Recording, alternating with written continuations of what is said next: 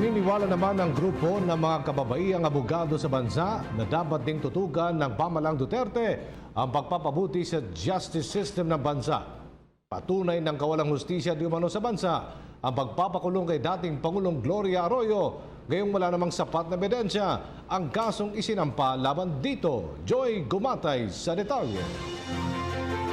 Hindi may kakaila na isang kawalang hustisya ang pagkakakulong kay Pampanga Representative Gloria Macapagal Arroyo sa loob ng 4 na taon, gayong wala naman palang sapat na ebidensya ang Korte Suprema upang mapatunayan ang kasong plunder na isinampa sa kanya noong 2012. Ito ay ayon kay Attorney Alicia Rizos Vidal na naniniwalang malaking kawalan ang mahabang panahong ito sa nabiktimang mambabatas. Kwento pa niya isang patunay lamang ito na isa sa dapat tutukan ng Administrasyong Duterte ang pagpapabuti ng sistema ng ating hustisya.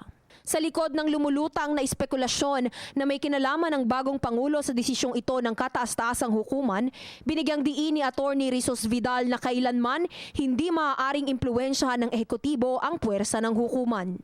Alam mo, walang magagawa ang presidente o kahit na sino ukol sa isang kaso na nakasampa na sa korte. Yes, walang kinalaman. Kasi ating tingnan na talagang tumitingin naman sa ebidensya ang mga mahistrado, hindi nadidiktahan ng mga ibang tao. Nadismaya si Attorney Rizos Vidal dahil hanggang ngayon, hindi pa rin binabago ng Korte Suprema ang ugali nitong i-anunsyo sa media ang buod ng kanilang desisyon bago pa ito tuluyang matapos. That's the problem. They should not do that. Oo.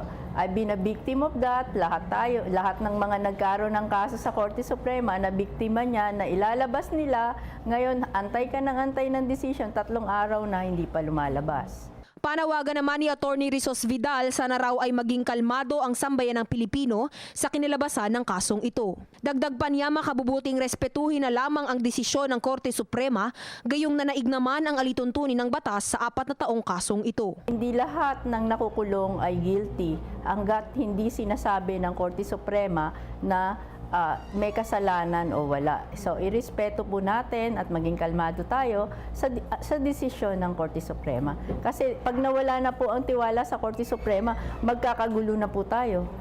Hindi po ba? Para sa PTV News, Joy Gumatay.